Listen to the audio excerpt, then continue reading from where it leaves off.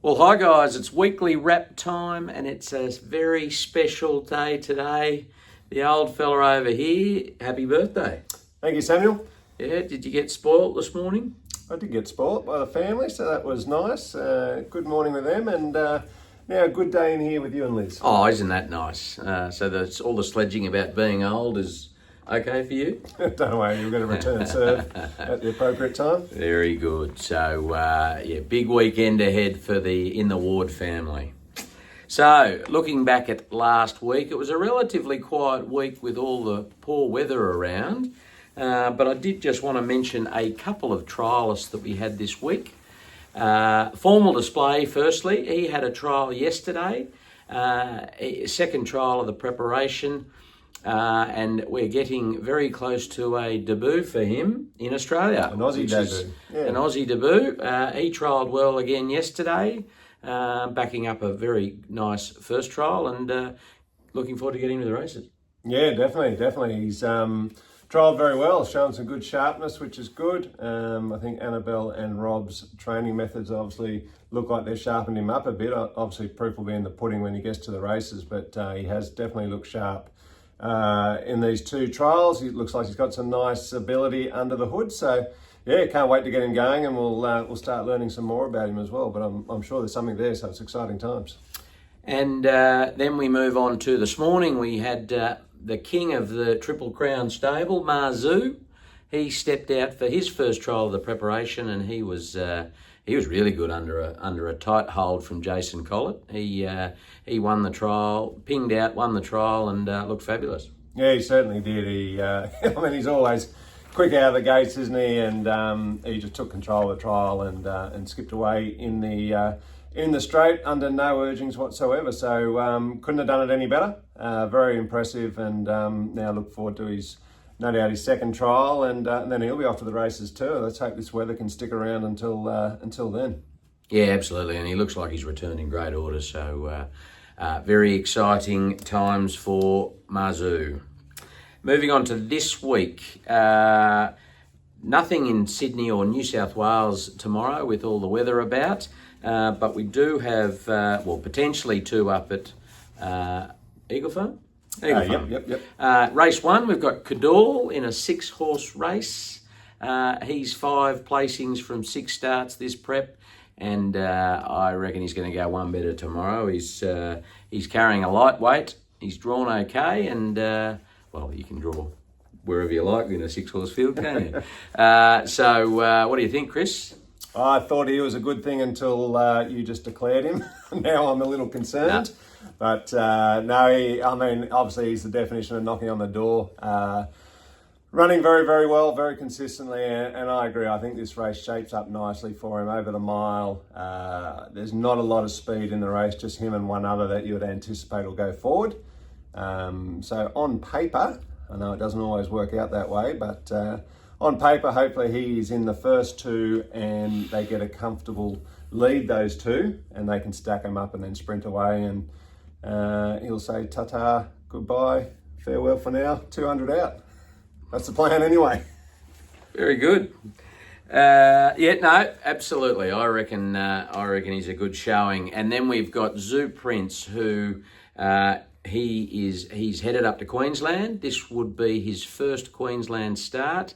I'd say he's unlikely to run though, Chris. He's drawn the car park, and it looks a relatively tough race, and there's a bit of rain about. So we'll wait until the morning, but if he doesn't, another suitable option next weekend. But he started his prep well down here.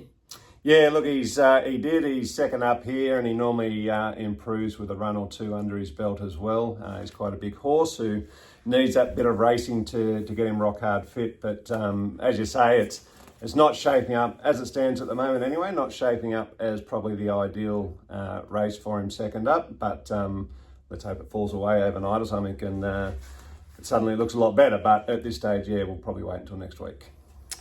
Then we've got Zoo Beauty returning to the races on Tuesday at Muswellbrook. Zoo Beauty had her first racing prep, the last one, and 7 starts, 3 wins and a placing. So she did a fabulous job. She's a quirky horse. She pings the gates and goes like the clappers until She stops. she stops.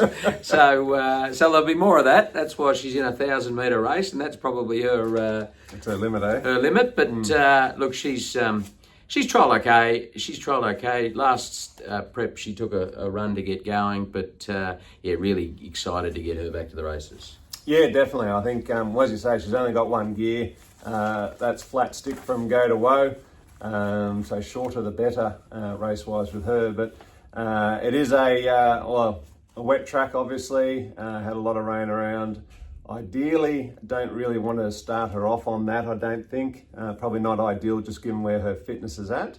As she goes so hard in her races, she uses so much energy up that she's really got to be rock hard fit for it. So we do expect her to take a run. I wouldn't normally be worried at all about the wet track for her, but just being first up, probably not the ideal scenario. But yeah, let's see how we go.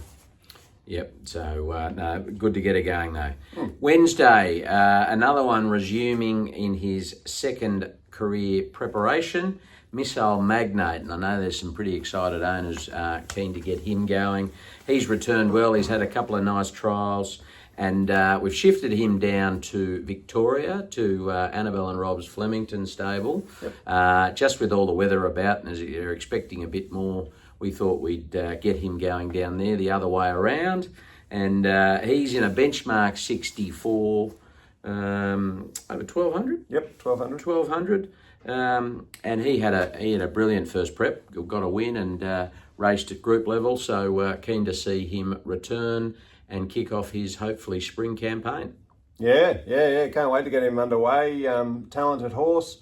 As you say, excellent first racing preparation. Couldn't have done much more than what he did, so that was great to see.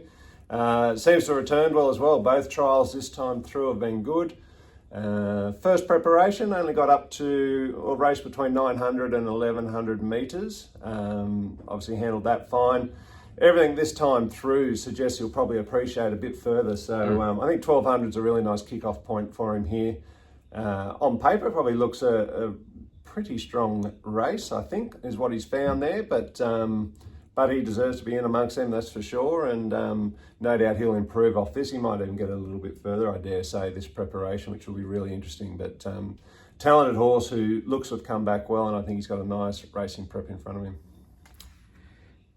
And then we have Sir Artie potentially trialling at Scone on Wednesday. He started his prep really well and had just a minor setback. He's had a couple of weeks up at the Scone stable on the soft sand. Yep. And if he'll gallop tomorrow, and if it all goes to plan, he'll trial next Wednesday. And really excited to get him back to the races in due course. Yeah, I can't wait. I love watching him race. He's one of those horses who gets back and has an electric turn of foot, comes home over the top of them, which is always exciting. So another very talented horse who's had a great career to date, and looking forward to him getting back out there because I'm sure he's got more to offer.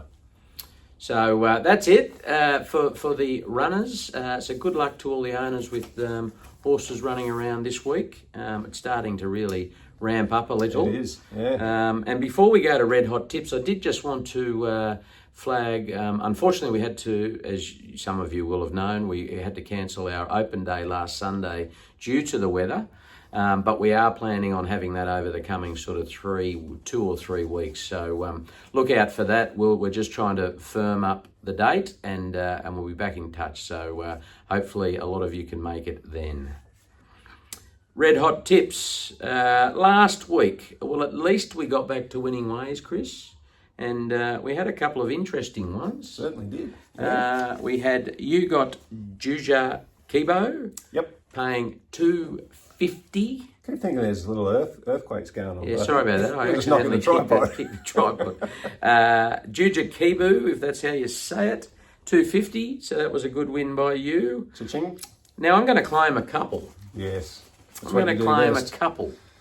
Firstly, if you go back and watch the tape, I did suggest Diamond Diesel, and he came home with a wet sale for the place, paying $6.50. So I'll take your $250 and raise you. And then another one, a little finish up to the weekly wrap. We went. I suggested Wallabies into Panthers, and both were excellent wins, and they paid $6. So if anyone was really watching the weekly wrap, well done. And if you weren't, too bad. So have you got any? I've got a few. So have you got any this week? I've got a few too. Good. Yeah. So I think amongst us, Another hard one with the wet weather, but when's it not hard? true. For me, Randwick, they're all at Randwick. Race 3, Regimental Colours with Jason Collett on board. You're nodding in approval, you want? No. No? Okay. Race 4. Now this one was tricky. Oh, yes. Very, very tricky. I was going to go Amrikia, if that's how you pronounce it. As you can see in my notes, I've put a line through that one. I'm going for Star Deal with Josh Parr on board, but I am terrified of Amrikia because I think that is a very talented horse and could easily get the job done here. Race 5, World Alliance. J-Mac on board for Matthew Smith. I think, excellent winning chance. And final one for me is race 6, Kerguelen. Is that how you pronounce it? Something like that. You're not going to help me out? No. With Natural Will on board, again, good winning chance. I think it should be a fill up amongst those. I noticed you did not mention one set of odds. There's no need. Yeah, no, there's no need because all we know about- they're all short as. It's all about winning, Sam. I think every one of them was the favourite, by the way. No, they weren't. Fair enough. Close to it. Okay, so the only one we're up against each other is in race 6. I'm sticking with number 5, Cormac T, who was scratched last week. Loves the wet. I reckon he's due a win. $7.50. Race 8, number 7, Romeo's Choice, $10. I'm going to go each way on all of these, by the way, except for the last two. You used to scoff at going each way. Yeah, no, that's all right. Race 10, number 5, Nana's Wish, $9. So those three are at Rose Hill, Randwick. How We don't good's have your anything. form? How much form did you do? Then Flemington, I've got a shorty. Race 6, number 11, Escher, $2.40. Just one from one, just a newly 3-year-old, and looks like a good extreme choice. So, and then I'm going to do something that you frown upon, but you've done it once in my time here, and I am going to go Eagle Farm Race 1, number 6, Cadal. Oh, Now, you've always said that it puts the mock on them. yep. However, you did it for Revolutionary Miss a couple of years ago, and it won. Delivered. Yep. And that's how confident I am in Cadal tomorrow. Okay, so next week, if Cadal No, don't does say not it. win, you need to look down the barrel and apologise to all of his owners. No, well, he's been. I think this might just get him over the line. What your tip? We'll get him over Absolutely. the line. Okay. Absolutely. Interesting. So there you go. There's plenty there. 9 tips again, but we've filled up the pockets last week. So if you listened, there's a lot. Sorry, I keep. How many thinking- times do you want to do Okay, that? I won't do it anymore. Anyway, have a great weekend, guys. Happy birthday again, Chris. Thanks, mate. Old fella, and we will see you next week. Enjoy your weekend, guys.